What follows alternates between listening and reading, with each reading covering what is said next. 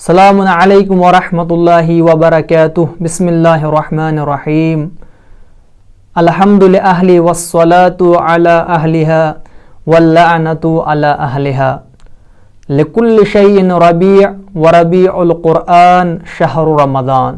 حدیث مبارک میں آیا ہے کہ ہر چیز کی بہار ہے اور ماہ مبارک رمضان قرآن کی بہار ہے.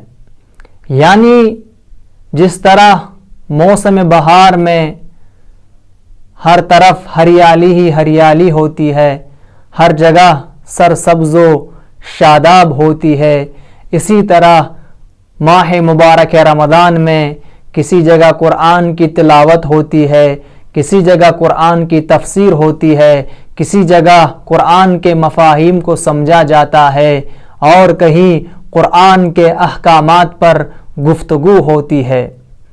ہمارا یہ پروگرام بھی احکام الہی کے سلسلے میں ہے کہ اللہ تعالیٰ نے روزے کی حالت میں ہم پر کیا واجب قرار دیا ہے، یعنی کن چیزوں سے پرہیز کرنا ہے اور کن چیزوں کا ہم استعمال کر سکتے ہیں. تو ناظرین چلتے ہیں اپنے پروگرام کی طرف، دیکھتے ہیں کہ ہمارا پہلا سوال کیا ہے. السلام علیکم ورحمۃ اللہ وبرکاتہ. وعلیکم السلام ورحمۃ اللہ وبرکاتہ. مولانا صاحب آپ سے ایک سوال ہے کہ اگر کسی شخص کو اتنی پیاس لگتی ہو روزے کی حالت میں کہ جس کو برداشت نہیں کر سکتا، کیا وہ روزہ ترک کر سکتا ہے یا اس کے لیے کوئی اور حکم ہے؟ مہربانی کر کے تھوڑا ہمیں بتا دیجیے. جی، جو شخص روزہ رکھتا ہے اور پیاس کی شدت کو برداشت نہیں کرتا، اس کو فقہی اصطلاح میں ذوالعطاش کہتے ہیں. یعنی وہ شخص جس کو زیادہ پیاس لگتی ہو.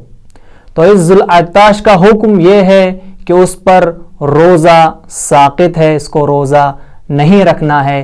لیکن ماہ مبارک رمضان کے بعد ہر روزے کے بدلے ایک مد طعام فقیر کو دینا لازم ہے. اور احتیاط یہ ہے اگر یہ ماہ مبارک رمضان کے بعد مستطیع ہوا، یعنی اب اس کو پیاس نہیں لگتی ہے، تو قضا لانا بھی واجب ہے لیکن کفارہ واجب نہیں. ناظرین چلتے ہیں دوسرے سوال کی طرف کہ دوسرا سوال کیا ہے. السلام علیکم. وعلیکم السلام ورحمۃ اللہ وبرکاتہ.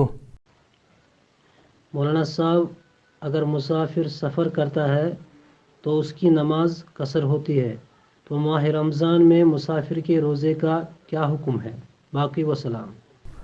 وہ مسافر کہ جس کی نماز قصر ہوتی ہے اس سے روزہ ساقط ہے، یعنی اس کا اگر وہ روزہ رکھے بھی وہ صحیح نہیں ہوگا. لیکن ماہ مبارک رمضان کے بعد اس کی قضا کرنا لازم ہے لیکن کفارہ واجب نہیں ہے. دیکھتے ہیں اگلا سوال کیا ہے. السلام علیکم مولوی صاحب. وعلیکم السلام ورحمۃ اللہ وبرکاتہ. جی ہمارا ایک یہ سوال ہے کہ ہم روزدار رہتے ہیں اس ماہ رمضان میں، کیا ہم بالوں میں تیل لگا سکتے ہیں یا فیس پہ کریم لگا سکتے ہیں؟ ہمیں اس کا جواب چاہیے، وہ آپ کی مہربانی ہوگی. باقی وسلام. جی، روزے کی حالت میں بالوں میں تیل لگانا اور چہرے پہ کوئی کریم لگانا روزے کو باطل نہیں کرتا. دیکھتے ہیں کہ اگلا سوال کیا ہے. السلام علیکم مولانا صاحب. وعلیکم السلام ورحمۃ اللہ وبرکاتہ. ہمارا آپ سے یہ سوال ہے کہ جو ہم گھر میں سالن بناتے ہیں روزے کی حالت میں اس کا نمک کیسے دیکھیں؟ جی، آپ کے سوال کا جواب یہ ہے کہ جس طریقے سے آپ روز سالن کو نمک چیک کرتے ہیں اسی طریقے سے نمک چیک کیا جائے گا. لیکن روزے کی حالت میں اس چیز کا خیال رکھا جائے کہ جس سالن کو آپ نمک چیک کر رہے ہیں وہ صرف زبان تک ہی محدود رہے، حلق تک نہ جائے. اگر حلق تک جا رہا ہے تو آپ کا روزہ باطل ہوگا. چلتے ہیں اگلے سوال کی طرف. السلام علیکم مولانا صاحب. وعلیکم السلام ورحمۃ اللہ وبرکاتہ. میرا آپ سے سوال ہے کہ میں روزے سے تھا، لیکن ایک مرتبہ میں نے قصد کیا کسی وجہ سے کہ میں اپنا روزہ توڑ دوں.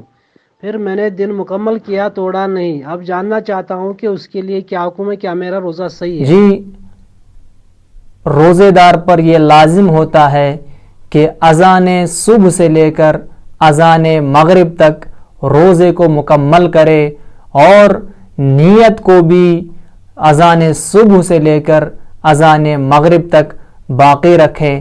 آپ نے دن میں یہ قصد کیا تھا کہ میں روزہ توڑوں، لیکن آپ نے روزہ نہیں توڑا تو آپ کی نیت ٹوٹ گئی، تو آپ کا روزہ بھی باطل ہو گیا، اور ماہ مبارک رمضان کے بعد آپ کو قضا کرنا واجب ہے، لیکن کفارہ واجب نہیں ہے. چلتے ہیں اگلے سوال کی طرف. السلام علیکم مولانا صاحب. وعلیکم السلام ورحمۃ اللہ وبرکاتہ. میرا سوال ہے، اگر کوئی شخص روزہ نہ رکھ سکتا ہو اور اس کی قضا بھی نہیں کر سکتا ہو اور کفارہ بھی نہیں دے سکتا، تو اس کا کیا حکم ہے؟ وہ شخص کہ جو روزہ نہیں رکھ سکتا کسی عذر کی بنا پر، اور ماہ مبارک رمضان کے بعد قضا بھی نہیں کر سکتا کسی عذر کی بنا پر، اور پھر اس روزے کے بدلے میں فدیہ بھی نہیں دے سکتا، یعنی مستطیع نہیں ہے اس چیز پر کہ وہ فدیہ عطا کر سکے، تو اس شخص پر کچھ بھی واجب نہیں ہے. ناظرین، آج کے ہمارے سوالات یہیں پر ختم ہوتے ہیں. اگلے پروگرام میں انشاءاللہ تعالی اگلے سوالوں کا جواب آپ کے سامنے پیش کریں گے.